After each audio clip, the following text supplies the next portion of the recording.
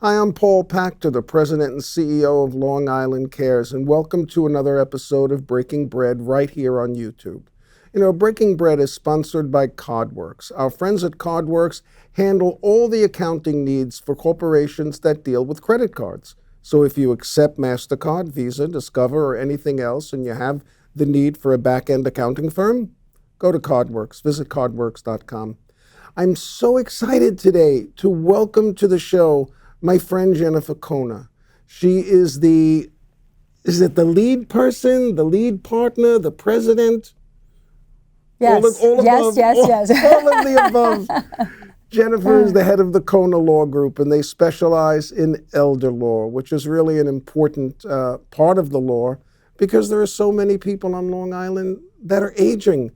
Jen, welcome. It's so good to see you. Thank you so much for having me. It's great Pleasure. to be here. So let's begin by talking about what Kona Law Group does.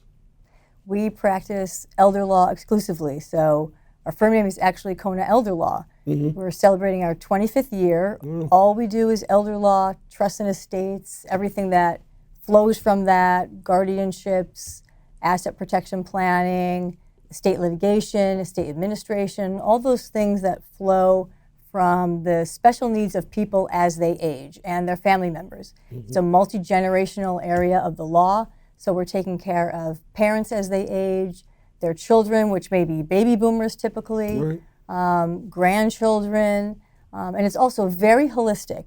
So people come to us, yes, they need legal help, but there's so many other things they need.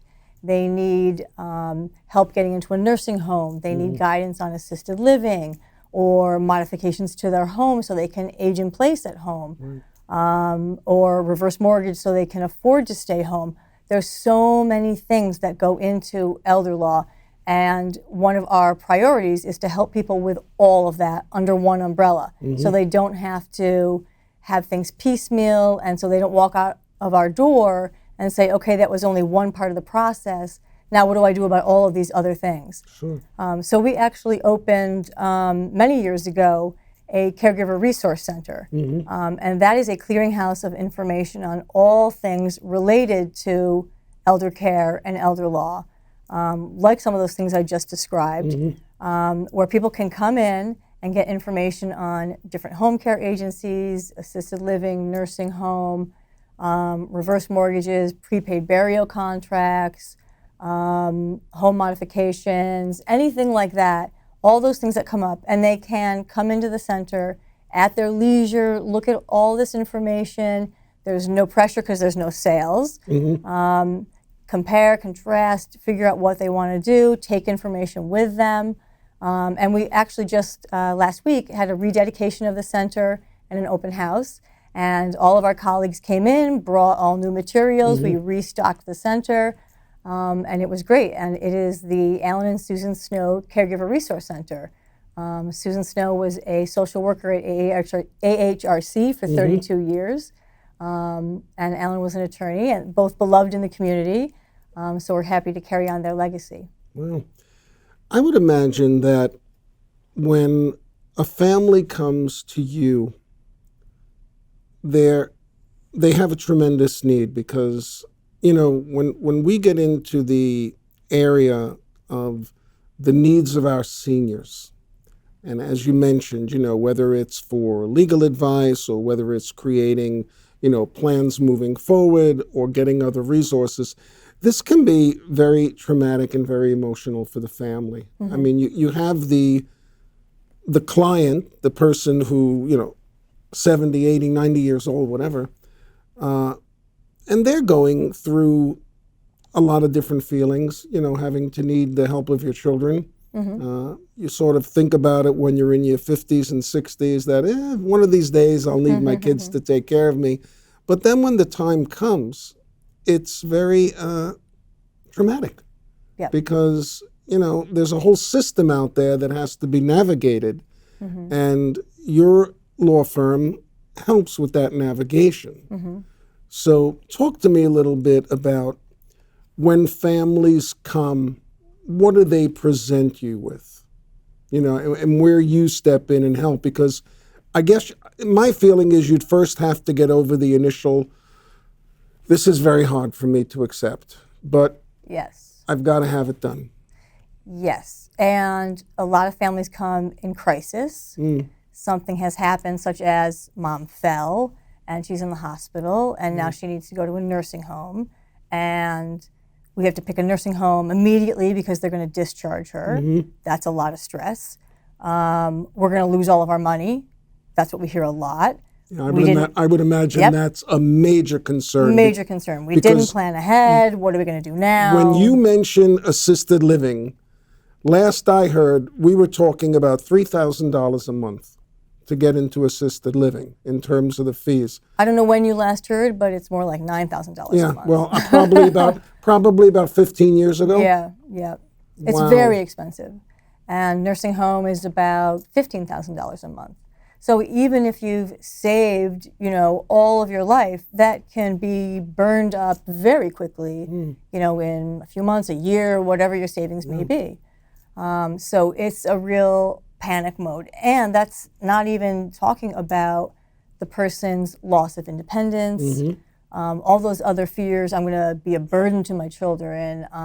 Do I have to move? I'm going to live here forever. Like all of those emotions that are so scary that, like you just said, none of us want to face. We knew it may come someday, but honestly, we were hoping to never have to deal with it. So it's really a 1-2 punch. It's very difficult. And then you may have children who may have different ideas about mom or dad's care. So there can be some family fighting. Sure. So it's a very sensitive area of the law. And we as attorneys have to be very sensitive. We have to really listen to who's in the room and not just come in with what we think the solutions should be. Because you could just say, here are the legal solutions, but you shouldn't, because it's not the same for every family. You have to really figure out their goals and really figure out what is best in this case and how are we going to get there. It's legal issues, it's financial issues, and it's emotional issues. Absolutely. There's no other area of the law that I'm aware of, well, maybe family law, where it's so wrapped up that way. And you have to make all three of those things work together. Very difficult. And it's not easy. Stay with I'm still amazed that my $6,000 a month, $3,000 a month plan is now $15,000 a month. What does a family do? They really need the service, but there isn't a lot of money in the bank. Maybe the mom or the dad that they're looking to place, maybe they own a home, which they bought, 50 years ago on Long Island for $18,000, which now may be worth $500,000. What do you possibly tell a family that doesn't have the financial resources to place their loved one in assisted living? Do they have to give up everything? Sell the house, get rid of any cars, get rid of any assets, any bank accounts, any stocks, in order to place your mom, in a comfortable location. And then, how long is that for? Until the money runs out? In some cases, yes, unless the parent has long-term care insurance, or unless they can get into what's called an ALP bed, assisted living placement, where Medicaid can cover an assisted living placement. So those are kind of rare. There are more coming to Long Island, but those are coveted spots. So for assisted living, yes, it's kind of the situation where they may have to sell the house in order to pay for the care. Nursing home is a little bit different.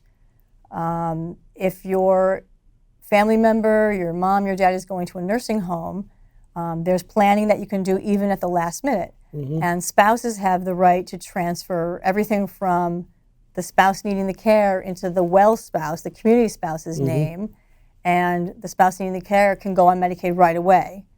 And the spouse in the community can sign spousal refusal. And the spouse in the nursing home can get care on Medicaid right away. And the reason for that is there's a protection in the law where the government has a public policy where they don't want to impoverish two spouses, because the spouse in the community will then be on food stamps and other government programs. That doesn't make any sense. So that planning tool is available to us. And if you have a single person, they can do promissory note planning. They can do some last-minute techniques where they can save possibly one half of their assets. So they're not going to lose everything, Right. but they'll lose half if they didn't plan ahead. And you mentioned Medicaid as opposed to Medicare. Right. Does Medicare have a role in all of this at all? I'm Yes. assuming yes for the nursing home because it's medically out of medical necessity, and you Yes. have to score. The social worker has to write up, the intake. So Right. talk a minute about Medicare. How does Sure. that work? So Medicare has a role, but it's a small role. And I want to say that because a lot of people sit back in comfort and say, oh, well, I have Medicare, I'm good. Right. That's not the case. Most people, if they go from the hospital to a nursing home, will get 20 days of Medicare coverage. They can get from days 20 to 100 if they still have a medical need, if they're still making improvements, if they're meeting these certain criteria, they could get that extra coverage. And in some cases, their private insurance may cover that delta up to the 100 days. But don't count on it. Now, if you go on Medicaid, if you've done some planning, you can get Medicaid to cover that delta. But again, don't count on it. And then in the home care arena, if someone goes from the hospital and goes home, they may get some home care covered.